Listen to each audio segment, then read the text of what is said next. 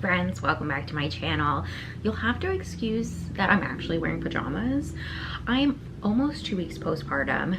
I just had my third baby via C-section. It was my second C-section, and I'm juggling 3 kids, trying to find whatever pocket of time I can. And I really wanted to film this video because my 2 C-section experiences were very, very different, and I thought it was worth noting. In case you're brand new here, hi, my name is Erica. I mean, I usually look like a bit of a hot mess, but today even more so. Listen, you gotta take the moments when you can. And Amelia is taking a nap. The boys are out, so I felt like this was the perfect time. Okay, so let's jump into it. You know, it's interesting because I even wrote down while I was in the hospital so many things that were different this C-section, this go around.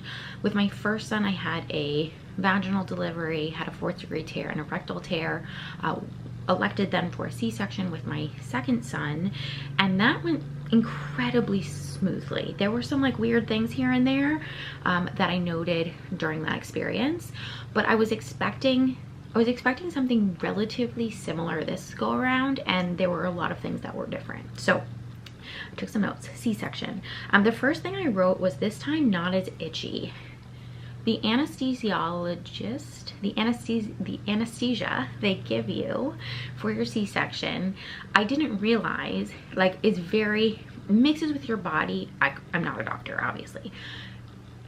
It sort of depends how the anesthesiologist puts it in your body, or like how they concoct it. I had mentioned in the hospital that, oh, like the last time I had anesthesia, as it was wearing off, or like a side effect that I had was that I was super itchy after I gave birth.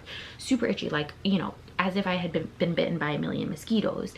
And one of the nurses was like, oh, well, you know, like we have a great anesthesiologist here. And I should note that I gave birth in a different hospital. This was like a completely different hospital than I had given birth to my first 2 sons. And I was like, oh, I didn't realize that, like, and I don't know, maybe she just, like, maybe there is no science behind that, or like maybe she was just saying it, but it sort of makes sense that, like, it depends, like, how the anesthesiologist gives you the medicine, like that is how your body, I don't know. All I know is that a side effect that I had from the anesthesia my first time was that I was super, super itchy, and this time I was not at all. Like maybe a teeny tiny bit, but like it was not itchy at all. And I was like fully expecting that. Sorry, like my breastfeeding boobs are so low. I was fully expecting to be like so itchy, and I was not. However, I felt more nauseous this go around.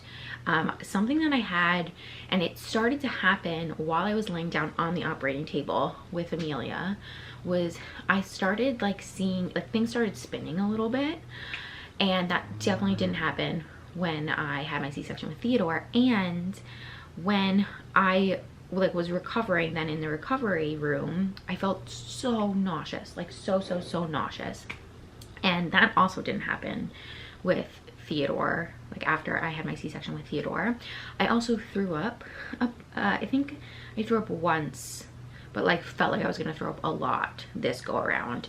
So again, I don't know if that is like, you know, different symptoms or different results depending on the anesthesiologist, or if it's just like a random thing, just how your body reacts is going to be different every time. I wrote threw up this time after clear liquid tray. So during my first C-section, they were a little more paced with how they would allow me to like ingest fluids and food and stuff, whereas this go around it was very much like, well, as long as you feel good, as long as you're not throwing up, like you can go ahead, have the clear liquid tray, and okay, you didn't throw that up, like go ahead, have some crackers, have some food or whatever. But after the clear liquid tray, after I had the C-section with Amelia, I threw up, and I was like, oh no, they're not gonna let me eat. But then she was like, oh, like we'll have a couple crackers and like see how that makes your stomach feel. I thought eating after a C-section was like, they didn't want you to eat after a C-section because it was dangerous. I don't know if that's still the case, but it seemed to me like it was more just like, how could your stomach handle these foods, and like we obviously don't want you to throw up a lot because we don't want you to be sick and we don't want you to be dehydrated. But if like your stomach is taking better to like plain solid foods, then like let's just honor your body in that way. So that was cool. Like I was grateful that I got to eat earlier this go around, but at the same time I did throw up, so I don't know. I wrote, incision this time burned and hurts a bit more than last time. So this was a big thing that I'm just going to keep mentioning because it is the biggest sort of difference between my two C-sections, and I don't know if it's because it's a repeat C-section. I'm actually seeing my doctor today for my 2-week post-op, and I'll mention it, and we'll see what she says. But I did find that recovery this time was a lot more difficult than it was with my first C-section. My assumption, my like, you know, my very novice assumption is that it's because it's my second C-section, it's my second major abdominal surgery in the same vicinity, and like I was what, 31, 32 when I had Theodore, and now I'm 35 and I have other kids. Like, you know, there's just like so much gets compounded, and to me that makes sense. Like, okay, that's why this go around was a bit harder, and maybe that's why your incision, I don't know, like my incision, the incision itself is what bothered me more this time. I don't remember at all my incision burning the last time as I was recovering. The first couple days that I was home from the hospital were so painful, and I was on top of those pain meds. Like, do not get it twisted, I was very much so on top and on schedule with those. But I would find that like as they wore off, like as I was approaching my next dose, that's when like I would start to feel the burning of the incision, and that was really, really painful, and something that like definitely I don't remember from the last time, and I think I would because it like hurt so bad. Also just keeping an eye on Amelia, she's napping. So yeah, that like I guess I thought my recovery incision scar healing wise was going to be similar to my first go around, but as I sit and think about it, it's like, okay, well, that was my second major abdominal surgery in the same area. It makes sense that like maybe it would take a little bit longer to heal. I wrote, when nurses press down on my stomach to do the checks, to do the uterus checks post C-section, it hurts more this time. So they do this after every C-section, and it's like brutal. And I remember people saying, oh, when they come and do they check, they check to make sure your uterus, again, not a medical professional, but after you have a C-section, like almost like right after, for the first hour, I think it was hour or two, no, maybe it was 2 hours, the nurse was coming in every 15 minutes and was pressing on my uterus to make sure that it was getting harder and like, I guess like going back like where it's supposed to be, shrinking. And so, and I remember people saying before my first C-section, oh, that's like super painful, but I don't remember it being super painful after my C-section with Theodore. Like I remember anticipating that it was going to be painful, but it wasn't, and I was pleasantly surprised. This go around I was like, oh, like they had said that, and I was like, oh yeah, I remember, you know, people saying that was really painful, but it wasn't last time, so like that's cool. Like, all right, let's do this. And it was super painful this time. And I don't know if like they were pressing, there were some nurses that were pressing a lot closer to the incision, so like maybe that's why. But yeah, that was not pleasant, especially for the first, I think it was 2 hours, when she was doing it every 15 minutes. I was like, oh my gosh, this is brutal.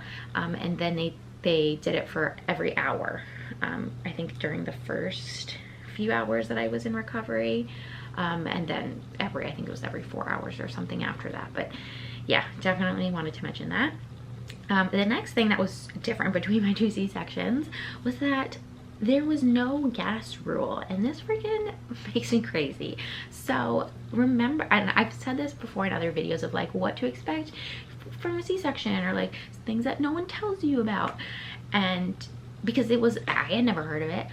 My last C-section, my first C-section, they were like, okay, before you can have any food, before you can have even a liquid tray, you have to pass gas.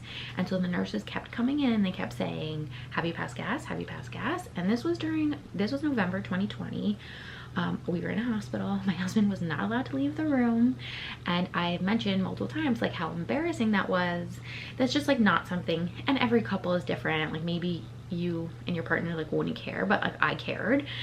And so it was just like, it was my least favorite part of that whole experience, because I was like, this is not, I already like feel kind of gross, and like I don't also want to be like having to pass gas in front of my husband and then like talk about it. Anyway, that was not a thing this time. Pleasantly, I was fully anticipating the nurses to start asking me that.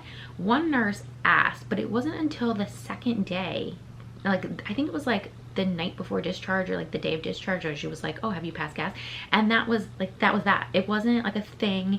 It wasn't, oh, you have to pass gas before you get to eat food. Like, it just wasn't. And that was awesome because I was not looking forward to that.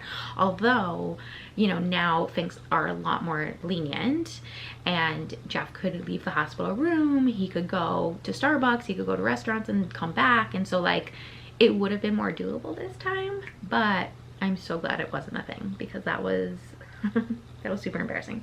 All right, and then the last thing I wrote was had a stomach blood. Oh yes, this was so weird. I wrote I'm so glad I wrote this down, because I would not have remembered. I had a stomach blood clotting preventative shot this time, and it freaking burned.